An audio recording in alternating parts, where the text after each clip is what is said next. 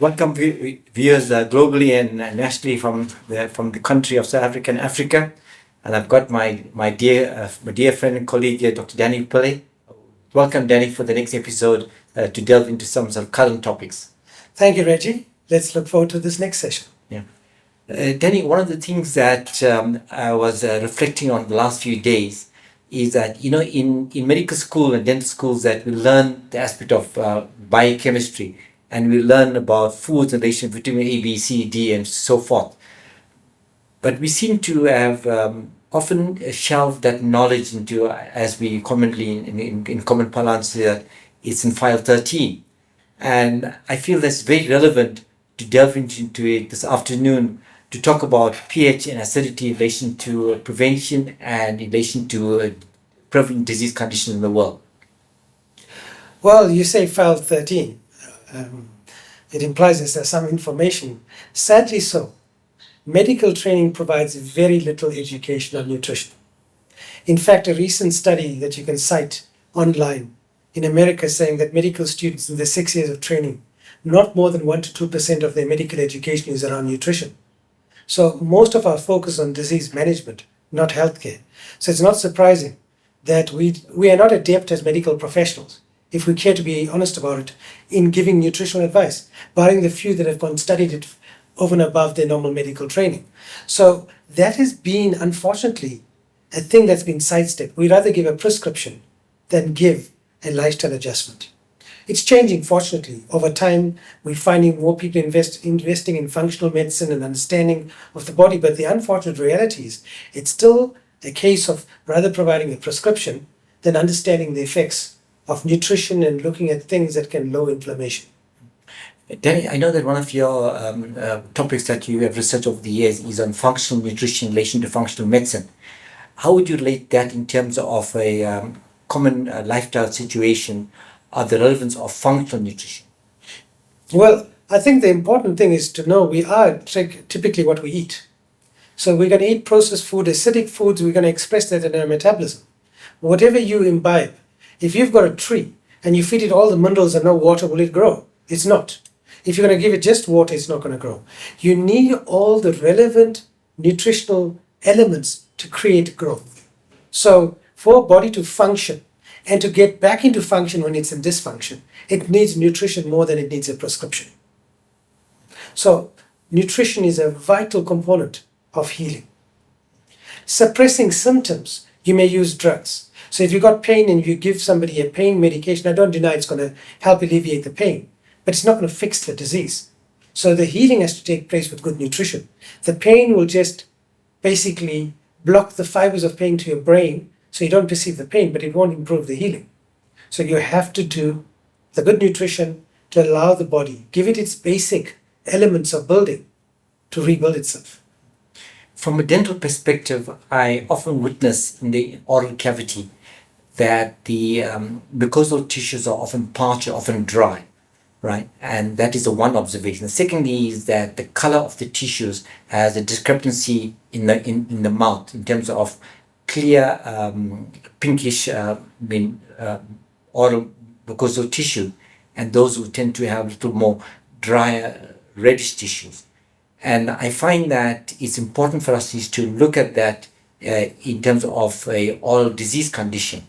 So in terms of your experience, in terms of the relevance of an oral health from a pH imbalance, how did you contextualize that? So this is a very topical thing about acidity and alkalinity. What we know is that the body should operate on a slightly alkalinic basis. And if there's a high acidity, of course, try and understand if you had too much of pool acid in your pool, what would happen to you? What would happen to the pool surface? It will erode faster. So if a body is more acidic, it's going to erode faster. Having said that, there's a lot of speak and talk about we need to take an alkaline diet, which is true. But there's also like we need to take alkaline powders to make our blood less acidic. Now that's a misnomer in terms. The body can be acidic, but the blood by its nature will not be acidic. Your blood will operate at a very narrow pH, around 4.1 to 4.3. Other side of that pH, your entire biochemistry inside your blood vessel is going to be damaged. So what actually happens in your body, if you have too much acidity in your bloodstream, your body then will dump it into your connective tissue. That's where you're going to state bodily damage. Okay, so when people say we have acidic blood, that's a misnomer. But you can get it dumping into your connective tissue and your body can't efficiently excrete it through perspiration, respiration, and urination and defecation. That's through your what we call the emunctories, the organs of elimination. As a sidestep, that's why in Ayurveda they would do panchakarma, panch meaning the 5 actions of vireksha, the vomiting, the snida, cleaning the nose, the spheda, the sweating, the kamta, the urination, the basti, the colonics. The ancient people understood the value of elimination, eliminating the amma, the toxins. So going back to our modern day understanding, we need to clear this. So if it's not cleared, it's going to manifest in your connective tissue. No surprise, it's going to manifest in your oral mucosa. So if you're too acidic, it's going to show in your connective tissue, in your joints. It's going to be where you can get either inflammatory responses or parchment, meaning dryness of tissue. So it is a big problem today because people drink very little water, having it with other drinks rather than water. So our acidity in the body changes. So higher acidity risks us to connective tissue disease, risks us to chronic disease, risks us to cancers.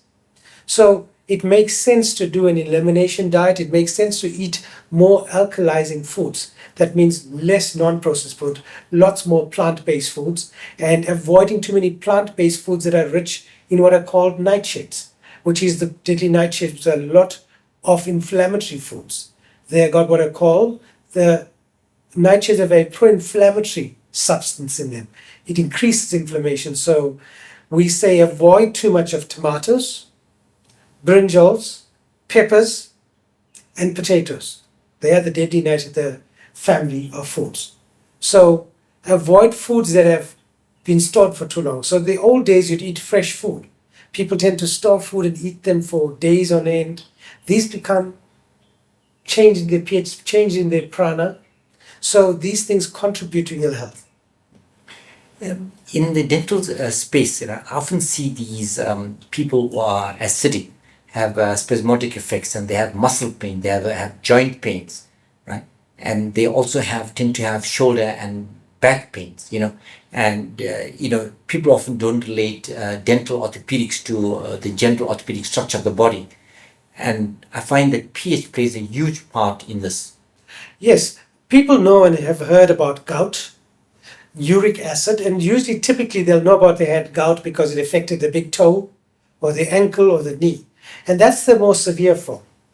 Often people can have acidity and gout-like effects, lots of uric acid, but it's generalized. So they can present like almost flu-like symptoms, muscle ache, the things you described, because they're high in acidity. And often when you treat that, those symptoms go away. So people know about the acute gout phase with the swollen toe and the excruciating pain. But many people affect inflammation of the tendons, the connective tissue, the muscles, what we call myositis, because of high acidity levels. And often when we detox those patients, there's elimination of the symptom. But what's interesting and important to understand, when you have these levels of acidity and inflammatory symptoms, they're warning you of future chronic diseases, warning you of metabolic diseases. So when you start with these kind of things, be prepared to experience the more severe diseases. So it's important to try and reverse this as soon as it presents. Danny, in simple terms for the layman, would you consider to reflect on if a person who is acidic is technically unhealthy and a person who is alkaline healthy? Well, acidity means unhealthy. Alkaline can also be unhealthy if you're too alkaline. So if you know when you clean your car, wheel runs. They use an alkalizing agent to clean it. So alkali is as dangerous as acidity if it's overdone. The problem is the majority of people are acidic. It would be a very rare case of finding people are too alkaline. So a right amount of pH around 7.45 is what the human body needs. When you go below the levels of 7 and towards the acidity, then you risk yourself logistically being at a higher level to disease than being partially alkaline. Daniel, what do you think the patient can be easily measure the alkalinity or acidity in the body? So firstly, they should look at their diet and list what they eat and look what kind of foods they eat. That's a good gauge, and look and see whether they're alkalizing or much more acidic foods. But what you can do very easily, a litmus test. You put a little bit of litmus paper and you check your mouth, or you can use a pH meter. A basic thing like that will give you an idea of what your acidity levels are. So it's as simple as that. Then, as a closing discussion, what would you say is the importance of combination of foods in relation to your pH balance? That's a very interesting question. The very simple thing, your food should be probably 80-90% plant-based, in my opinion. When I say plant-based, the non-carbohydrate plant-based, meaning we already call category 1 and category 2 vegetables. Category 1 is the butternut, the sweet potato, the potatoes. So those you must keep at a lower level. But the rest of the vegetables, all your greens, yellows, having a lot of that, with certain grains like brown rice or red rice or black rice, small quantities of meat, not more than 10-15% of the total diet. And as a usual working out is you take your weight and multiply it by 0.8 and you get the gram that you need of protein. So don't exceed that, but usually as a rule of thumb, not bigger than the palm size of your hand. Throughout the day, at least 2.5-3 liters of water, because you also need to flush that out. And avoid eating processed foods, because that's where you get a lot of your acidity, because your body has to break down all these chemicals that cause inflammation. And of course, the common fizzies and colas that are provided, they're full of phosphoric acid. That's one way of stopping putting acid in your body. Because I keep saying those kind of drinks are good for becoming toilet cleaners, because that level of phosphoric acid actually scours your toilets much better. Imagine what it's doing to your body. Thanks, Danny. I think we will follow this up with some interesting discussion on pH and acid-base balance in relation to aging and aging factors, and how people can be kept younger in relation to maintaining the pH. Thanks, Danny. I look forward to the next episode. Thank you.